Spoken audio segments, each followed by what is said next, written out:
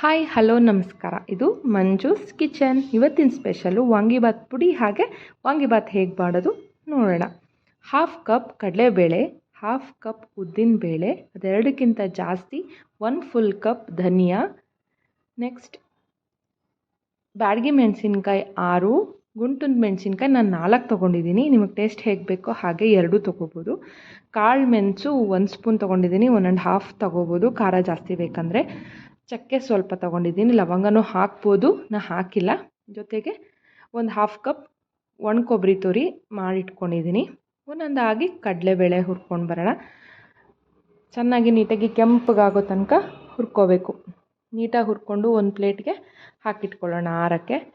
Next ಉದ್ದಿನಬೇಳೆ, ಉದ್ದಿನ ಕಾಳು ಆಗುತ್ತೆ, ನೀಟಾಗಿ ಫ್ರೈ ಮಾಡ್ಕೊಳ್ಳೋಣ. ಅದ್ರ ಜೊತೆಗೇ ಸ್ವಲ್ಪ ಮೆಣಸು ಹಾಕ್ಕೊಂಡು ಫ್ರೈ ಮಾಡೋಣ. ನಾನು 1 ಸ್ಪೂನ್ ಹಾಕ್ಕೊಂಡಿದ್ದೀನಿ.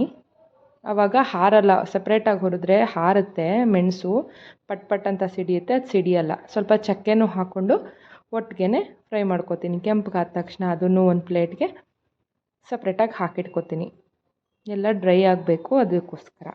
ನೆಕ್ಸ್ಟು ಧನಿಯಾ 1 ಫುಲ್ ಕಪ್ ಇರಬೇಕು. ಕಡಲೆಬೇಳೆ ಉದ್ದಿನಬೇಳೆಗಿಂತ ಜಾಸ್ತಿ ಇರಬೇಕಿದು, ಇದ್ರದ್ದೇ ಟೇಸ್ಟ್ ಬರೋದು. ಧನಿಯಾ ನೀಟಾಗಿ ಫ್ರೈ ಮಾಡ್ಕೊಂಡು ಅದನ್ನೂ ಎತ್ತಿಟ್ಕೊಳ್ಳೋಣ. ಇದಿಷ್ಟು ಆದಮೇಲೆ ನೆಕ್ಸ್ಟು ಮೆಣಸಿನ್ಕಾಯಿ, ಗುಂಟೂರು ಮೆಣಸಿನ್ಕಾಯಿ, ಬ್ಯಾಡಗಿ 2 ಒಟ್ಟಿಗೆ ಹಾಕ್ಕೊಂಡು ಸ್ವಲ್ಪ ಎಣ್ಣೆನೂ ಹಾಕ್ಕೊಂಡು ನೀಟಾಗಿ ಡೀಪ್ ಫ್ರೈ ಮಾಡ್ಕೊಳ್ಳೋಣ. ಅದನ್ನು ಅದಕ್ಕೆ ಹಾಕಿಟ್ಕೊಂಡು ಸ್ವಲ್ಪ ಹೊತ್ತದು ಆರಬೇಕು. ಬಿಸಿಲೇ ಮಾಡಿದ್ರೆ ಗಂಟು ಆಗಿಬಿಡುತ್ತೆ. ಸ್ವಲ್ಪ ಆರಲಿ. ಆರಿದ್ಮೇಲೆ ಜಾರಿಗೆ ಹಾಕ್ಕೊಂಡು ಅಷ್ಟನ್ನು ಜೊತೆಗೆ ಸ್ವಲ್ಪ ಅರಿಶಿನ ಸೇರಿಸ್ಕೊಂಡು ಗ್ರೈಂಡ್ ಮಾಡ್ಕೊಳ್ಳೋಣ. ಗ್ರೈಂಡ್ ಆದಮೇಲೆ ಅದು ಸ್ವಲ್ಪ ತರಿ ಇರುತ್ತೆ, ಆ ಥರನೇ ಇರಬೇಕು. ಆಗ ಬಾಯಿಗೆ ಚೆನ್ನಾಗಿ ಸಿಗುತ್ತೆ. ಕಲರು ಕೂಡ ಚೆನ್ನಾಗಿ ಬಂದಿದೆ. ನೆಕ್ಸ್ಟು ಒಗ್ಗರಣೆಗೆ ಟೊಮೆಟೊ ನಾನು 3 ತೊಗೊಂಡಿದ್ದೀನಿ, ಸಣ್ಣದಾದ್ರಿಂದ. ದೊಡ್ಡದಾದರೆ 2 ಸಾಕು. ದಪ್ಪ ಮೆಣಸಿನ್ಕಾಯು ಅಷ್ಟೇ, ದಪ್ಪದಾದರೆ 2 ಸಾಕು, ಚಿಕ್ಕದಾದರೆ 3. ಇಷ್ಟನ್ನು ಎತ್ತಿಟ್ಕೊಳ್ಳೋಣ. ನೆಕ್ಸ್ಟು ಒಗ್ಗರಣೆಗೆ ಸಾಸಿವೆ, ಬೇಕಾದ್ರೆ ಕಡಲೆಬೇಳೆನೂ ಹಾಕ್ಕೋಬೋದು, ಗೋಡಂಬಿನೂ ಹಾಕ್ಬೋದು ಪೀಸ್ ಮಾಡಿ. ದಪ್ಪ ಮೆಣಸಿನ್ಕಾಯಿ ಹಾಕ್ಕೊಂಡು ಫ್ರೈ ಮಾಡ್ತೀನಿ. ಸ್ವಲ್ಪ ಉಪ್ಪು ಹಾಕೋತೀನಿ, ಅದು ನೀಟಾಗಿ ನೀರು ಬಿಟ್ಕೊಂಡು ಬೇಗ ಬೇಯುತ್ತೆ ಅಂತ ನೀಟಾಗಿ ಕೈ ಆಡಿಸ್ತಾ ಇರಬೇಕು. ದಪ್ಪ ಮೆಣಸಿನ್ಕಾಯಿನೂ ಬೇಗನೆ ಸಾಫ್ಟ್ ಆಗುತ್ತೆ.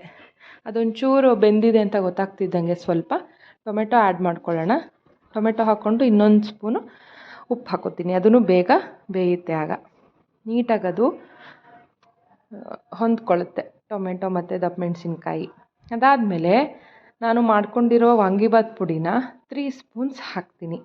ನಿಮಗೆ ಹೇಗೆ ಟೇಸ್ಟ್ ಬೇಕೋ ಹಾಗೆ ಹಾಕ್ಕೊಳ್ಳಿ. ಮೆಣಸು ಎಲ್ಲ ಬಿದ್ದಿರುತ್ತೆ, ಸೊ ಟೇಸ್ಟ್ ಚೆನ್ನಾಗಿ ಬರುತ್ತೆ.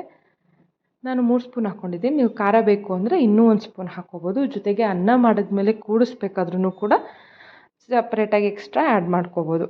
ನೀಟಾಗಿ ಉಪ್ಪು ಹಾಕ್ಕೊಂಡು ಎಷ್ಟು ಬೇಕಷ್ಟು ರುಚಿಗೆ ತಕ್ಕಷ್ಟು ಉಪ್ಪು ಹಾಕ್ಕೊಂಡು ನೀಟಾಗಿ ಕೈ ಆಡಿಸ್ತಾ ಇರಬೇಕು. ಒಳ್ಳೆ ಕಲರ್ ಬರುತ್ತೆ, ಪಲ್ಯ ಆದಂಗೆ ಆಗುತ್ತೆ.